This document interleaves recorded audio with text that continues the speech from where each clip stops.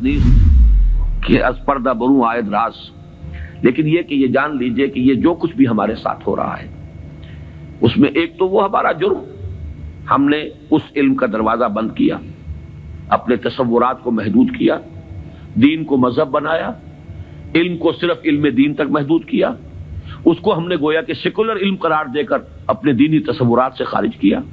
یہ ہماری غلطی، اور اس سے بڑا جرم یہ کہ اس آسمانی ہدایت کے بھی ہم کسٹوڈین تھے پہنچانے کے لیے، اور ہم نے یہ کہ خود اس کو پیٹھ دکھائی، خود اس کو اپنا امام نہیں بنایا، خود اس کو اپنا رہنما نہیں بنایا، اور دوسروں تک پہنچانے کا تو کوئی سروکار ہی نہیں، سوال ہی نہیں۔ اس اگر ڈائگنوسس درست ہے تو اب اس کا حل کیا ہے؟ پہلے تو یہ کہ اپنی ذمہ داری کو ہم پہچانیں۔ ظاہر بات ہے کہ ذمہ داری جتنا بڑا رتبہ ہے اس کی اتنی ہی بڑی ذمہ داری ہے، اور اگر وہ پہلو تو ہی کرے تو اتنی ہی سخت سزا کا مستوجب ہوتا ہے۔ کمتر درجے کی ذمہ داری ہے، کوتاہی بھی ہو گئی ہے تو کمتر درجے کی سزا کفایت کر جائے گی۔ رتبہ بڑا ہے، جن کے رتبے ہیں بڑے ان کی سوا مشکل ہے، جن کا رتبہ ہے سوا ان کی سوا مشکل ہے۔ تو ہم کسٹوڈین ہیں اس ڈیوائن میسج کے، گائیڈنس کے، رحمت للعالمین کی رحمت للعالمینی صلی اللہ علیہ وسلم، اس کے امین ہم ہیں۔ لہذا پہلا کام تو یہ ہے ہمارے سامنے کہ اس علم کے اندر، جس کے لیے میں اب ایک لفظ استعمال کر رہا ہوں، اسلامائزیشن آف نالج، علم کو دوبارہ مسلمان کرو۔ یہ علم جو ہے، بڑی پیاری بات اقبال نے کہی تھی، عشق کی تیغ جگردار اڑا لی کس نے، علم کے ہاتھ میں خالی ہے میان ہے ساقی۔ بڑی پیاری تشبیہ ہے یہ۔ عشق سے مراد یہاں وہ ایمان ہے، ایمان کی وہ تیغ جگردار اس میان میں سے نکال لی گئی ہے، خالی نیام رہ گیا ہے۔ یہ پورا سائنٹیفک نالج جو ہے اس خالی نیام کے مانند ہے جس میں سے تلوار عشق نکال دی گئی۔ یہی تلوار عشق اس میں دوبارہ داخل کر دی جائے، ایمان کو اس علم کے ساتھ اگر شامل کر دیا جائے تو در حقیقت سارے مسائل کا حل ہو جائے۔ تو پہلا کرنے کا کام یہ ہے کہ وہ فلسفہ، وہ حکمت، وہ علم جو انسان نے اپنی سورسز کے ذریعے سے حاصل کیا، اس کا صحیح ربط اور تعلق قائم کیا جائے اس علم سے جو وحی کے ذریعے سے انسان تک پہنچا۔ ان کے آپس میں ریکنسائل کرنا، ان کے فصل اور بود کو دور کرنا، اور اس میں قرآن کا دعویٰ ہے۔ اور جو تھوڑی سی بھی واقفیت رکھتے ہیں، واقعہ یہ ہے مورس بکائی نے پوری کتاب لکھ دی کہ آج تک سائنس کے کسی بھی شعبے میں کوئی ایسی دریافت نہیں ہوئی ہے جس نے قرآن مجید کی بیان کردہ کسی شے کو غلط ثابت کیا ہو۔ یہ ایک بہت بڑا معجزہ ہے۔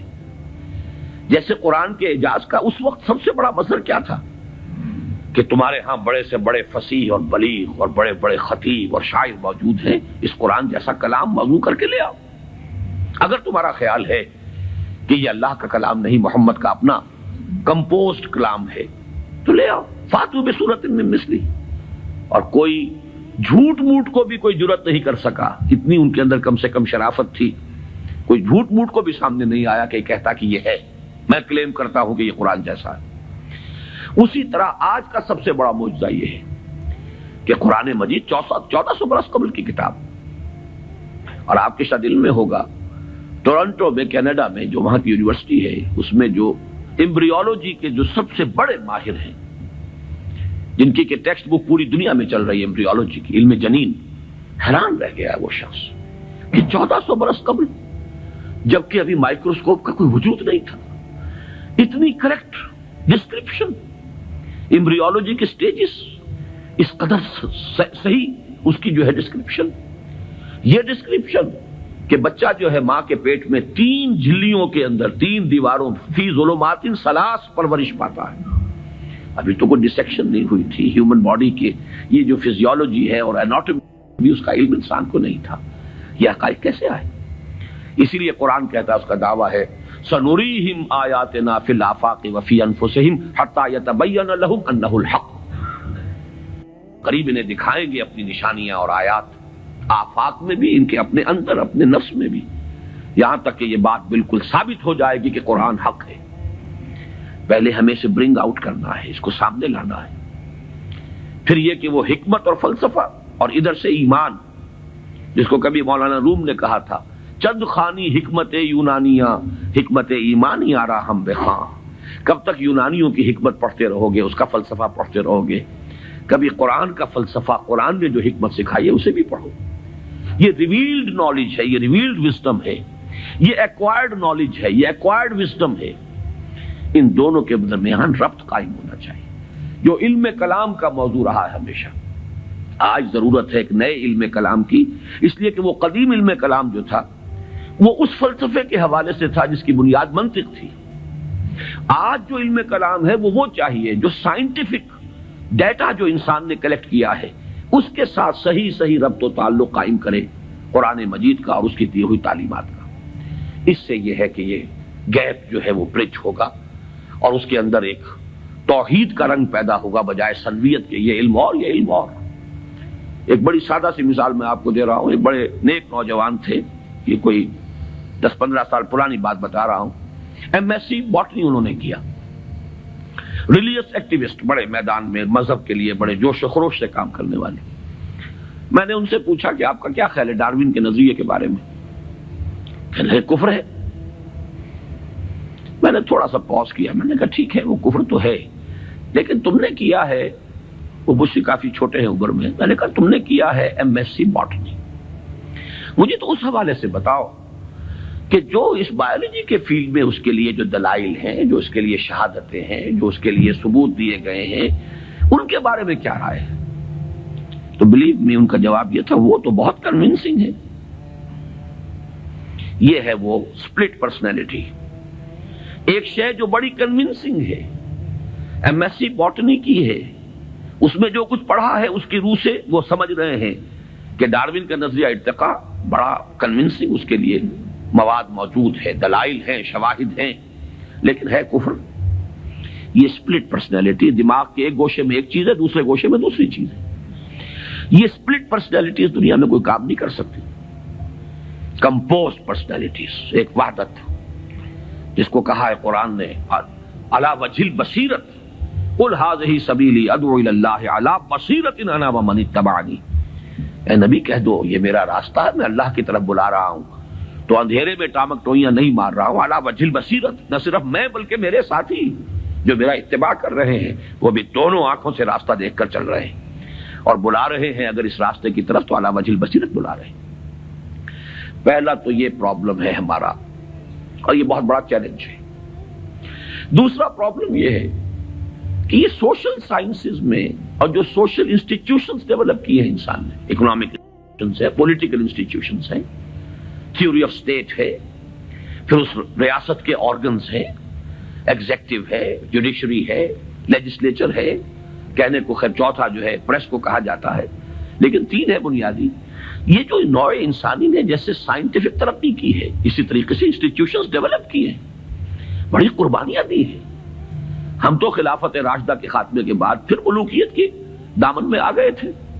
وہی بادشاہی، وہی عیش، وہی محل، بغداد کے محل اور بغداد کی راتیں، وہ جو الف لیلہ، 1000 نائٹس آف بغداد، وہ جو کچھ ہوتا رہا ہے وہ ہمیں معلوم. یہ تو یورپ والوں نے خون دیا ہے، انہوں نے جانیں دی ہے، انہوں نے اسٹرگل کی ہے، تب بادشاہوں کے کلچز سے اپنے آپ کو چھڑایا ہے، انسٹیٹیوشنز ڈیولپ کیے ہیں. لیکن یہ کہ ان انسٹیٹیوشنز کو اب یا تو یہ ہے کہ بالکل ایک مرعوب ذہنیت کے ساتھ، ڈیفیٹسٹ مینٹیلٹی کے ساتھ جوں کا تو ہم ایکسپٹ کر رہے ہیں، یا یہ کہ ٹوٹلی ریجیکٹ کر رہے ہیں. حالانکہ دونوں چیزیں انلاجیکل ہیں. اس میں تجزیہ کرنا ہوگا کیا صحیح ہے کیا غلط ہے، کیا چیز کمپیٹیبل ہے دین کے ساتھ کیا نہیں ہے. پھر اس کی بصیرت فراہم کرنی ہوگی. سود حرام ہے تو کیوں حرام ہے، اس کی قباحتیں کیا ہیں، یہ کس طور سے امبیلنس پیدا کرتا ہے معاشرے کے اندر، کس طریقے سے ارتکاز دولت پیدا کرتا ہے، اور اس سے پھر فساد پیدا ہوگا. آخر کمیونزم بھی یوں ہی تو نہیں آ گیا تھا. It was not a bolt from the blue. یہ ریئیکشن تھا کیپٹلزم کا، اور اگر کیپٹلزم اور دنگا کیپٹلزم جاری رہا تو پھر کسی اور ریئیکشن کو وہ جنم دے گا. اسی کی کوکھ سے کوئی اور اینٹی تھیسس وجود میں آ جائے گا. جیسے ابھی آپ نے وہ کے جی بی کے کوئی بڑے ڈبل ایجنٹ کا ابھی انٹرویو آپ نے پڑھا ہوگا، 1-2 دن پرانی بات ہی ہے. اس نے یہ کہا ہے کہ یہ ایک تجربہ تھا، ناکام ہو گیا، لیکن میں اس کے اوپر شرمندہ نہیں ہوں، یہ ایک بہت اچھا کام تھا جو ہو رہا تھا، اور یقیناً بہت خیر اس سے وجود میں آیا ہے۔ بہرحال انسان پھر تجربہ کرے گا۔ اس اعتبار سے دوسری ذمہ داری ہماری یہ ہے، جو قرآن کے حامل ہے، حامل قرآن، اگرچہ مجھے شعر یاد آیا اقبال کا، جانتا ہوں میں یہ امت حامل قرآن نہیں ہے، وہی سرمایہ داری بندہ مومن کا دین، جانتا ہوں میں کہ مشرقی اندھیری رات میں بے ید بیضا ہے پیران حرم کی آستی۔ تو حقیقت تو وہ ہے جو اقبال نے کہی ہے، لیکن بہرحال سو کالڈ حامل قرآن تو ہم ہیں نا، قرآن کو ماننے والے، لیکن یہ کہ اس حامل قرآن امت کا دوسرا فرض یہ ہوگا، جہاں ایک طرف ایمان کے حقائق کو سائنٹیفک معلومات کے ساتھ ان کی ایک ربط اور تعلق کو اسٹیبلش کرنا، وہاں دوسری طرف سوشل سائنسز اور سوشل انسٹیٹیوشنز کا تجزیہ کہ ان میں صحیح کیا ہے جس کو اختیار کرنا ضروری ہے، ان میں غلط کیا ہے جس کو اس میں سے مائنس کرنا ضروری ہے۔